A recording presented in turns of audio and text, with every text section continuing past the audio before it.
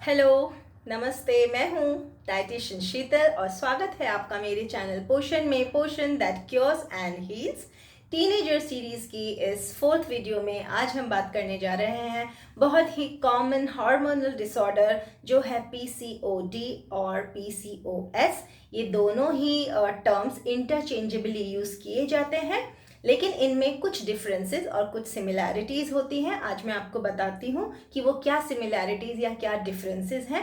पहले पीसीओडी को ही पीसीओएस समझा जाता था, बट नाउ पीसीओएस को डिफरेंशिएट करते हैं क्योंकि पीसीओएस जो है पॉलीसिस्टिक ओवेरियन सिंड्रोम और पीसीओडी जो है पॉलीसिस्टिक ओवेरियन डिजीज। तो जो पीसीओडी है उसमें जो सिम्टम्स होते हैं वो symptoms PMS pre menstrual symptoms से काफ़ी रिजेंबल करते हैं, उनकी तरह होते हैं। तो यू नेवर नो कि वो जो पॉलीसिस्टिक ओवेरियन डिजीज है वो पीएमएस के सिम्टम्स शो कर रही है या फिर एक्चुअली पीसीओडी है। And PCOS is a syndrome जब भी ये टर्म आता है दैट मीन्स मेटाबॉलिक कंडीशन। उसमें आपके endocrine system, endocrine glands involve हो जाते हैं। तो पीसीओएस एक कॉम्प्लेक्स मेडिकल कंडीशन है जिसमें आपके मेंस्ट्रुअल साइकिल इरेगुलर हो जाती है, देन आपके फेस, चेस्ट और इन सब एरियाज पे हेयर ग्रोथ होने लग जाती है, एक्सेसिव हेयर ग्रोथ होने लग जाती है क्योंकि आपके बॉडी में मेल हार्मोन्स जिन्हें हम एंड्रोजन्स कहते हैं ये अबव नॉर्मल प्रोड्यूस होने लग जाते हैं, जो नॉर्मली होने चाहिए उससे काफ़ी ज़्यादा प्रोड्यूस होने लग जाते हैं। देन क्रोनिक एनोव्यूलेशन, मतलब कि लंबे समय से ओव्यूलेशन हो ही नहीं रहा है, एग रिलीज ही नहीं हो रहा है ओवरी से, ये एक कंडीशन होती है। वेट गेन होता है, ओबेसिटी इंक्रीज होती है। So these are some of the symptoms and one of the most important symptom of PCOS is कि मोस्ट ऑफ द फीमेल्स में देखा जाता है इंसुलिन रेजिस्टेंस। इंसुलिन रेजिस्टेंस एक ऐसी कंडीशन होती है कि इसमें आपकी बॉडी में जो इंसुलिन प्रोड्यूस हो रहा है, सेल्स उसको वो इंसुलिन काम नहीं कर रहा है, सेल्स उसको रेजिस्ट कर रहे हैं कि वो ग्लूकोज का अपटेक ना हो। अब इसमें क्या होता है कि पीसीओडी के जो सिम्टम्स होते हैं जिसमें आपकी मेंस्ट्रुअल साइकिल इरेगुलर हो गई, तो यूजुअली जो एक रेगुलर मेंस्ट्रुअल साइकिल का पीरियड होता है that is anywhere between 25 to 35 days. तो अगर 25 डेज और 35 डेज के बीच में आपकी साइकिल आती है या फॉल करती है तो वो एब्सोल्युटली नॉर्मल है, नीड नॉट वरी। बट अगर लेस देन 25 डेज है या मोर देन 35 डेज पर आपकी नेक्स्ट साइकिल रिपीट होती है then it's a alarming bell for you. तो उसके लिए आपको किसी एक्सपर्ट का ओपिनियन लेना पड़ेगा। You must go and see a physician in that case. तो जब हम पीसीओएस की बात करते हैं तो पीसीओएस में जो मैंने आपको अभी बताया कि इसमें इंसुलिन रेजिस्टेंस होता है। इंसुलिन रेजिस्टेंस जब भी होगा तो आपकी बॉडी इंसुलिन प्रोड्यूस कर रही है लेकिन वो इंसुलिन काम नहीं आ रहा है कार्बोहाइड्रेट मेटाबॉलिज्म में। तो एक दैट इज द रीजन जिसकी वजह से आपका वेट गेन होने लग जाता है। देन सेकेंडली आपकी बॉडी स्पेशली ओवरीज और आपकी एड्रिनल ग्लैंड्स भी to some extent male hormones produce करने लग जाते हैं। तो आप सुनकर हैरान मत होइए, मेल हार्मोन्स स्पेशली टेस्टोस्टेरॉन, वैसे DHEA भी होता है लेकिन टेस्टोस्टेरॉन ये ओवरीज प्रोड्यूस करती हैं। Some amount of testosterone is also produced by adrenal glands. ये दो छोटी छोटी ग्लैंड्स होती हैं जो आपकी किडनीज के ऊपर सिचुएटेड होती हैं, तो ये भी टेस्टोस्टेरॉन प्रोड्यूस करती हैं। यूजुअली फीमेल बॉडी में जो भी टेस्टोस्टेरॉन प्रोड्यूस होता है वो नॉर्मली इस्ट्रोजन में कन्वर्ट हो जाता है, सो नीड नॉट वरी। तो मेल हो या फीमेल हो दोनों की बॉडीज में ये जो हार्मोन है टेस्टोस्टेरॉन ये दोनों प्रोड्यूस होता है। बट अगर टेस्टोस्टेरॉन जितनी ज़रूरत है उससे ज़्यादा प्रोड्यूस हो रहा है, जब एक्सेस अमाउंट्स में टेस्टोस्टेरॉन जो मेल हार्मोन है ये प्रोड्यूस होता है तो इसकी वजह से आपकी फीमेल बॉडी पर स्पेशली फेस और चेस्ट एरिया, आपका चिन, इस पर आपको हेयर ग्रोथ, थिक हेयर की ग्रोथ होने लग जाती है।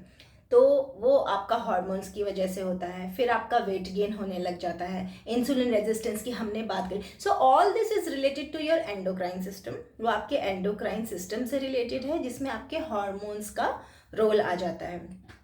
सो दिस इज PCOS, इसलिए आप कंफ्यूज मत होइए। PCOD जो कंडीशन है वो अपने आप भी काफ़ी हद तक ठीक हो जाती है, लेकिन PCOS के लिए आपको लाइक मेडिकल इंटरवेंशन या किसी डॉक्टर से जाकर मिलने की ज़रूरत पड़ती है।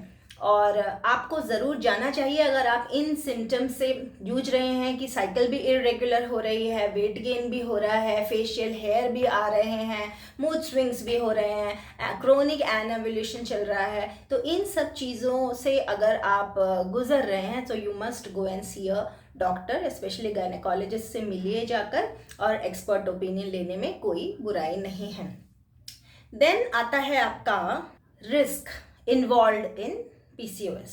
तो PCOS के साथ क्या रिस्क इन्वॉल्व है, how dangerous it is now, as of now, teenage में अगर आप डायग्नोज हो जाते हैं PCOS से तो इसका क्या रिस्क है लेटर इन लाइफ। तो सबसे पहले तो जो PCOS, सिंस ये हार्मोनल डिसऑर्डर से लिंक्ड है, तो ये कुछ ऐसी बीमारियां आपको आगे चलकर हो सकती हैं। सबसे पहली तो इंसुलिन रेजिस्टेंस की वजह से सबसे पहली तो होगी, वो है type 2 diabetes. Then secondly, since diabetes होने के भी चांसेस हैं, तो आपको कार्डियोवैस्कुलर हेल्थ रिस्क भी हैं, आपको हार्ट प्रॉब्लम्स होने के चांसेस रहते हैं। देन इनफर्टिलिटी डेफिनेटली रहती है। पॉलीसिस्टिक का मतलब होता है कि काफ़ी सारे सिस्ट बन रहे हैं ओवरीज में। तो यूजुअली जो सिस्ट बनते हैं ये नॉर्मली बनते हैं और फिर मतलब सेटल रिजॉल्व भी हो जाते हैं ऑन इट्स ओन। वो डिपेंड करता है, जब हम सोनोग्राफी कराते हैं या जब आपकी डॉक्टर आपसे बोलेगी कि एक अल्ट्रासाउंड करा के देखना है कि कितने सिस्ट बन रहे हैं, या सिस्ट फ्लूइड फिल्ड सिस्ट होते हैं, उसमें पानी भरा हुआ होता है, तो साइज़ में कितना बड़ा है, उसके अंदर वो रप्चर होने का चांस है कि नहीं, तो ये सारी चीज़ें चेक की जाती हैं। फिर आपके कुछ ब्लड टेस्ट होते हैं जिसमें आपके हार्मोन्स का लेवल चेक किया जाता है, जैसे FSH और LH, इन हार्मोन्स का रेशो भी देखा जाता है। तो ये सारी काफ़ी सारी चीज़ें हैं, it's a multifactorial approach. इन सबको फाइनली मिलाकर देखकर फिर एक कंक्लूजन ड्रॉ किया जाता है कि आगे ट्रीटमेंट मोडालिटी क्या होगी। तो यूजुअली जो ये सिस्ट बनते हैं, तो आप परेशान मत होइए, अगर आपको कोई और सिम्टम नहीं है तो ये सिस्ट अपने आप भी रिजॉल्व हो जाते हैं। 1, 2, 3 मेंस्ट्रुअल साइकिल के बाद it will automatically resolve on its own, so need not worry.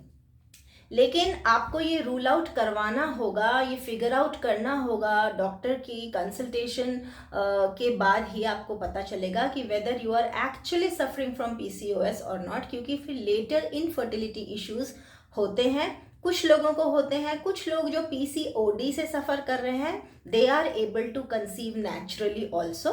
लेकिन जो लोग जिनको कॉम्प्लेक्स PCOS है और एडवांस्ड स्टेज का PCOS है, जो हार्मोनल डिसऑर्डर होता है, इसमें आपके सारे हार्मोन्स भी चेक किए जाते हैं, इनफैक्ट थायराइड प्रोफाइल भी चेक की जाती है। तो अगर आप हाइपो या हाइपर थायराइडिज्म दोनों में से किसी एक से सफ़र कर रहे हैं तो उसकी भी आपको मेडिकेशन या मेडिकल इंटरवेंशन होता है इन दैट केस। अब मैं आपको अगर इंडियन स्टैटिस्टिक्स बताऊं कि इंडिया में कितने लोग PCOS से जूझ रहे हैं, सो दैट इज़ इंडियन टीनेजर्स जो हैं वो 9 to 18% तक वेरी करता है। Although it is highly variable, आपकी ज्योग्राफी पे भी डिपेंड करता है। तो minimum 9% and maximum 18% teenagers PCOS और PCOD से सफ़र कर रहे हैं। इंडिविजुअली अगर देखा जाए तो साउथ के कुछ स्टेट्स, आंध्रा में इट इज़ अप्रॉक्सीमेटली 9 to 15% है, देन 20% तेलंगाना में है, देन बेंगलोर में again it is increasingly it is increasing like anything, और ये एक एपिडेमिक का रूप लेता जा रहा है because of fast paced urban lifestyle की वजह से और स्लीपिंग पैटर्न डिस्टर्ब्ड होने की वजह से, लॉन्ग वर्किंग आवर्स होने की वजह से, तो राइट टाइम पर खाना नहीं खाना, टाइम से सोना नहीं, so there are so many factors which are leading to the development of PCOS in young girls. Then क्या कहते हैं, Kerala is again the percentage is 27% और न्यू दिल्ली is leading जिसमें 48% PCOS के केसेस एवरी ईयर देखे जाते हैं। सो ये तो इंडियन स्टैटिस्टिक्स थी।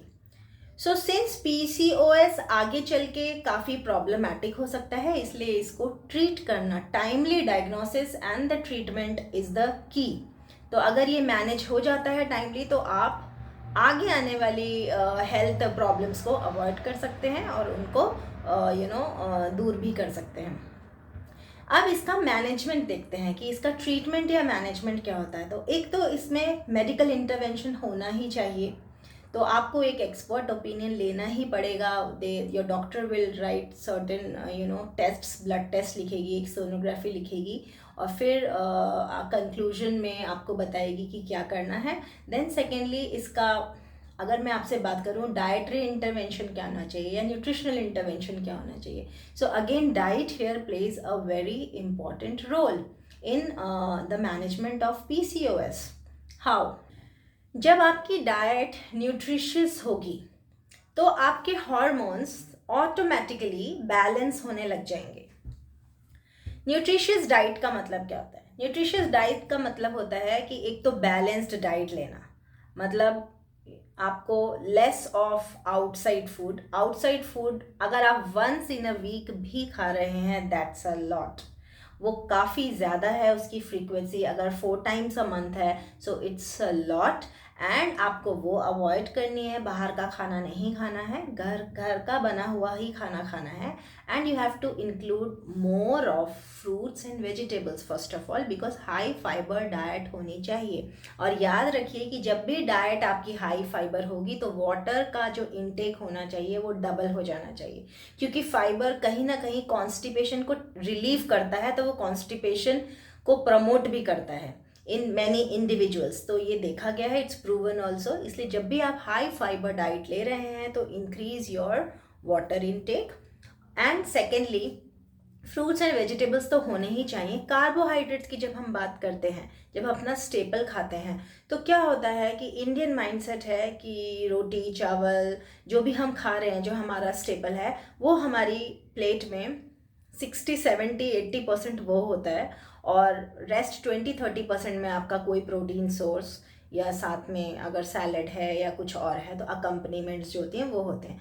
तो याद रहे कि एक तो क्वांटिटी, जिसको हम पोर्शन कंट्रोल कहते हैं, कार्बोहाइड्रेट्स की जब भी बात आती है उसमें portion control plays an important role. Secondly the quality of carbohydrate, आप किस तरह का कार्बोहाइड्रेट खा रहे हैं। तो carbohydrate not only in PCOS, mostly आपको कार्बोहाइड्रेट हमेशा होल ग्रेन्स ही लेने चाहिए, मीन्स कॉम्प्लेक्स कार्बोहाइड्रेट ही खाने चाहिए। सिंपल कार्बोहाइड्रेट्स को अवॉइड करना चाहिए। सिंपल कार्बोहाइड्रेट्स बहुत ही सिलेक्टेड केसेस में दिए जाते हैं, सो दैट जिन केसेस में इंस्टेंट एनर्जी की ज़रूरत होती है या फिर वो केसेस या वो पेशेंट्स या इंडिविजुअल्स जो कॉम्प्लेक्स कार्बोहाइड्रेट को डाइजेस्ट नहीं कर पाते या जिनका डाइजेस्टिव सिस्टम अफेक्टेड होता है due to whatever reason, surgery की वजह से या इलनेस की वजह से, तो उनको रिफाइंड कार्ब्स दिए जाते हैं। बट एक नॉर्मल इंडिविजुअल को रिफाइंड कार्ब्स बहुत ही मिनिमम कर देने चाहिए और आपको get into this habit of eating complex carbohydrates. तो ये कॉम्प्लेक्स कार्बोहाइड्रेट्स क्या होते हैं? लाइक आपके जितने भी होल ग्रेन्स हैं वो कॉम्प्लेक्स कार्बोहाइड्रेट्स में आते हैं। तो होल ग्रेन्स, अब मैं कार्बोहाइड्रेट को, सिंस PCOS एक ऐसी कंडीशन है जिसमें इंसुलिन रेजिस्टेंस रहता है, तो इंसुलिन जो कि एक हार्मोन है पैनक्रियास सिक्रीट करता है, उसका रेजिस्टेंस रहता है, बॉडी उसको रेजिस्ट करती है। तो उस केस में हमें देखना है कि हम जो कार्बोहाइड्रेट खा रहे हैं वो उसका ग्लाइसीमिक इंडेक्स क्या है। अब ये ग्लाइसीमिक इंडेक्स क्या होता है? ग्लाइसीमिक इंडेक्स होता है जब भी हम कोई कार्बोहाइड्रेट खाते हैं, कार्बोहाइड्रेट रिच डाइट लेते हैं, तो हमारे ब्लड में वो कितना शुगर स्पाइक कर रहा है, वो पर्टिकुलर फूड, वो पर्टिकुलर कार्बोहाइड्रेट कितना ब्लड शुगर लेवल रेज कर रहा है over a period of time, उसको हम ग्लाइसीमिक इंडेक्स कहते हैं। तो ये एक न्यूमेरिकल वैल्यू होती है जिसको कैटेगराइज किया है। तो अगर वो न्यूमेरिकल वैल्यू लेस देन 55 आती है तो वो आपका लो GI फूड होगा, और अगर बिटवीन 56 to 70 है तो वो आपका मीडियम GI फूड है, और 70 एंड अबव है तो वो हाई GI फूड्स है। तो लो GI फूड्स में जो आपका लेस देन 55 है उन सब में आपके होल ग्रेन्स आते हैं, लेग्यूम्स आते हैं, तो ये सारी चीज़ें आपकी, इवन पल्सेस भी आती हैं। तो ये प्रोटीन सोर्सेज हैं बट इनमें भी कुछ मात्रा में कार्बोहाइड्रेट्स प्रेजेंट होता है। तो आपको देखना है कि आपका जो जीआई है, जो भी आप कार्बोहाइड्रेट खा रहे हैं, वो जीआई आपका लेस देन 55 होना चाहिए।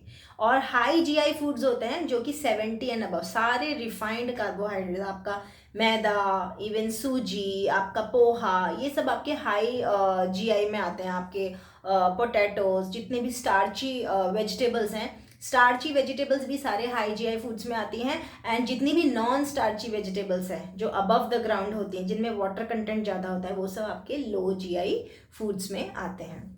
तो आपको यहाँ पे बहुत केयरफुली चूज़ करना है, बहुत माइंडफुल ईटिंग होनी चाहिए कि कार्बोहाइड्रेट किस टाइप का हो जो हमारे ब्लड में शुगर स्पाइक ना दे, और जो धीरे धीरे over a period of time digest हो और अब ब्लड शुगर लेवल को इंक्रीज ना करे suddenly. This is one thing. फिर हाई फाइबर डाइट मैंने आपको बताई। देन आपको इसमें vitamin D and omega 3 fatty acids का भी बहुत अच्छा रोल है। अगर आपके विटामिन डी लेवल्स अच्छे हैं तो भी आपको पीसीओएस का मैनेजमेंट बहुत इजी हो जाता है। अगर आपके अंदर विटामिन डी लेवल्स, आपके ब्लड में विटामिन डी लेवल्स कम हैं, तो आप अपने डॉक्टर से पूछ के या तो उसका सप्लीमेंट लीजिए, उसको करेक्ट कीजिए अगर डेफिशिएंसी सीवियर है तो। अगर डेफिशिएंसी माइल्ड है then it can be easily manage. आप सन एक्सपोजर ले सकते हैं या विटामिन डी फोर्टिफाइड फूड्स खा सकते हैं। देन ओमेगा 3 फैटी एसिड जो वॉलनट्स में, फ्लैक्स सीड्स में प्रेजेंट होता है, वो भी आपके लिए काफ़ी हेल्पफुल रहेगा आपके हार्मोन्स को बैलेंस करने के लिए। So this was one thing. Then there is one very versatile spice in Indian kitchen जिसको हम कहते हैं सिनेमन। सिनेमन मतलब दालचीनी। तो दालचीनी इतना वर्सटाइल नेचर है उसका कि वो आपकी almost in all types of this thing medical conditions में काम आती है, लेकिन उसका थेरेप्यूटिक यूज़ होता है। तो उसको ब्लाइंडली, जब तक आपको पता ना हो कि उसकी डोज कितनी लेनी है, जी हाँ, डोज सिर्फ दवाइयों की नहीं होती, सिर्फ ड्रग्स की नहीं होती। इवन हमारे जो प्लांट बेस्ड फूड्स हैं जिनमें थेरेप्यूटिक एफिकेसी होती है, उनकी भी डोसेज होती है। तो उनको भी बहुत संभल कर खाना पड़ता है, और after a period of time उसकी जो उसकी डोज ले रहे हैं उसको स्टॉप करना पड़ता है। तो उसमें आप 1 इंच दालचीनी का टुकड़ा पानी में बॉयल करके उसको फॉर 5 मिनट्स आप वो पानी पी सकते हैं on an empty stomach in the morning.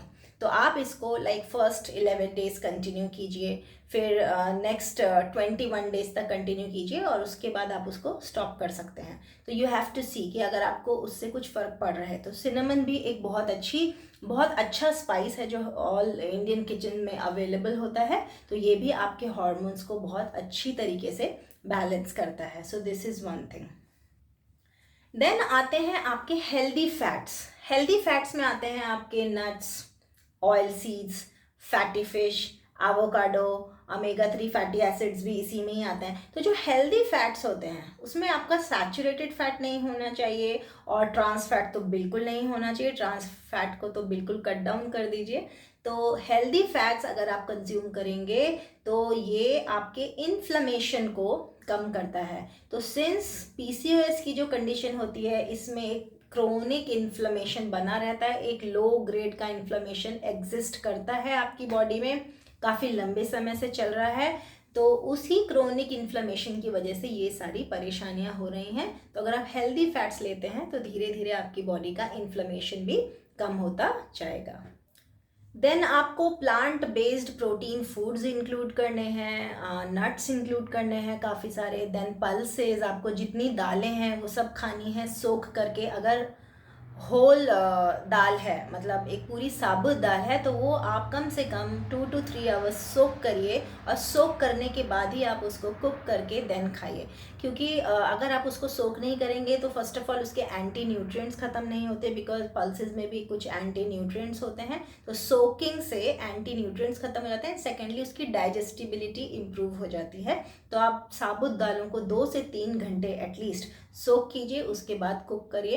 तो दालें इंक्लूड करिए, लेग्यूम्स इंक्लूड करिए। जिनको लेग्यूम्स को डाइजेस्ट करने में इशू है, डायरेक्ट लेग्यूम्स को खाने में परेशानी होती है, तो आप उन लेग्यूम्स को हल्का सा भाप कर, मतलब उसको ब्लांच करके भी खा सकते हैं, स्टीम करके खा सकते हैं। देन आता है वाटर।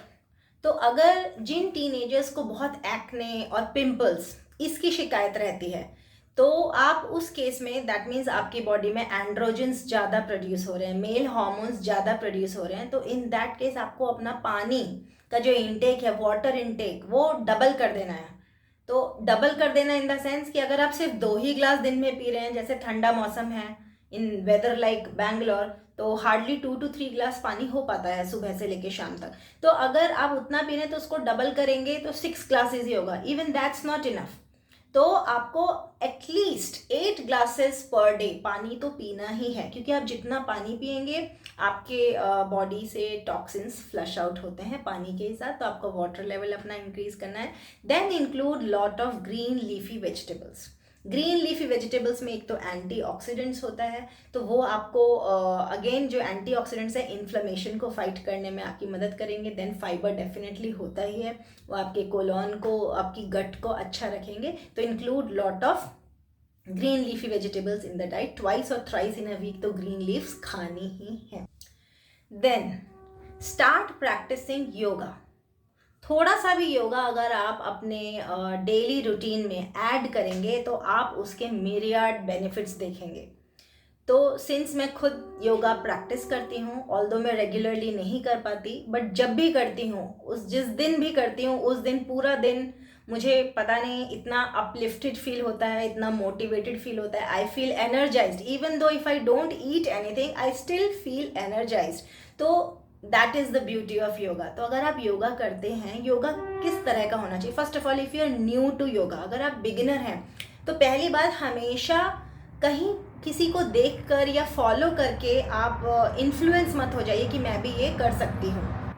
पहले आप पूरी नॉलेज लीजिए कि योगासनास कैसे परफॉर्म किए जाते हैं, क्योंकि उसमें ब्रीदिंग का बहुत रोल होता है। आपको अपनी ब्रेथ कंट्रोल करनी होती है, तो इनहेलेशन एक्सहेलेशन पे काम करना होता है योगासनास के अंदर। So you don't have to be quick in doing, because उसमें इंजरी हो सकती है। तो पहले आप पूरी नॉलेज लीजिए कि एक पर्टिकुलर योगासना कैसे किया जाता है। अगर आप ऑलरेडी प्रैक्टिस कर रहे हैं देन इट्स गुड, बट अगर आप बिगिनर हैं तो पहले उसकी नॉलेज लीजिए, तब स्टार्ट करिए।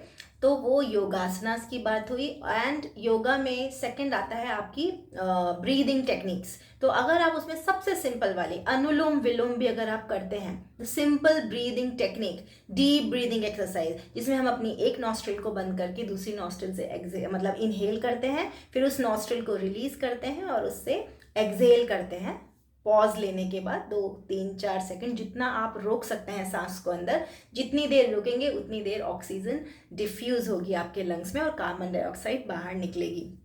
तो वो आपकी पूरी बॉडी को डिटॉक्सिफाई करता है, आपके माइंड को काम करता है, आपके हार्मोन्स को, एंडोक्राइन सिस्टम को बैलेंस करेगा। So that is one of the best things, breathing exercise. वो आप प्रैक्टिस कीजिए, it will help you a lot. Then आपका आता है योगा डेफिनेटली। देन उसके बाद फिजिकल में अगर आप थोड़ा और अपना कार्डियो करें, कार्डियो ज़रूरी नहीं है कि you have to go and hit the gym. Cardio में you can climb up stairs climbing is a very good exercise. तो वो एक बहुत अच्छा कार्डियो आपके लिए हो जाता है। एंड आप स्किपिंग कर सकते हैं, देन आप डांस कर सकते हैं if you are fond of dancing. तो बहुत सारे ऐसे कार्डियोज हैं जो आप कर सकते हैं। ज़रूरी नहीं है कि उसके लिए आपको स्पेशली अलग से जिम जाने का टाइम निकालना पड़े। और टीनेजर्स को तो I don't recommend myself कि आप जिम जाएं अभी इस एज में, it's not required at all. आप आउटडोर गेम्स खेलिए और ऑटोमेटिकली कार्डियो हो जाएगा। So these are few things. And last but not the least is sleep. इससे पहले वाली वीडियो में मैंने स्लीप डिसऑर्डर्स के बारे में बताया था कि जिसका बहुत ही इम्पॉर्टेंट रोल है हमारी ओवरऑल हेल्थ में, not only in a particular medical condition but overall health को आपकी अगर नींद अच्छी है तो वो आपकी पूरी हेल्थ को अपने आप ही एक लेवल में रखेगी, बैलेंस्ड रखेगी, चाहे वो आपकी फिजिकल हेल्थ हो, चाहे मेंटल हेल्थ हो, चाहे इमोशनल हेल्थ हो। तो आप टाइम पर सोइए, अपना एक रूटीन फिक्स कीजिए कि मुझे बेड पर इतने बजे ही जाना है और सुबह इतने।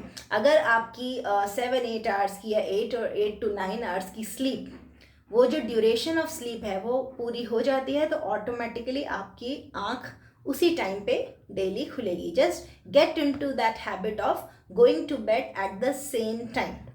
डेली अगर आप उसी वक्त बेड पर जाएंगे तो 8-9 कुछ टाइम के बाद आपको नींद आ ही जाएगी, यू विल फॉल एस्लीप, और उसके बाद आप 8-9 आवर्स पूरे होने के बाद अपने आप आँख खुल जाती है। तो व्हेन यू आर स्लीपिंग आपकी बॉडी हील होती है। तो साउंड स्लीप आना भी बहुत ज़रूरी है। साउंड स्लीप को लाने के लिए मेहनत कीजिए। तो अगर आप इन छोटी छोटी बातों का ध्यान रखेंगे, इन सबको एक साथ कंबाइन करके एक जिसको कहते हैं कलेक्टिव अप्रोच के साथ चलेंगे, तो आपके हार्मोनल डिस्टर्बेंसेस और बाकी स्लीपिंग डिसऑर्डर्स और आपकी ईटिंग डिसऑर्डर्स सब कुछ अपने आप कंट्रोल में आने लग जाएगा। आई होप ये वीडियो आपको थोड़ी बहुत हेल्पफुल लगी होगी। दोबारा मिलेंगे एक नए टॉपिक के साथ एक नई वीडियो में। तब तक के लिए bye bye. Thank you so much.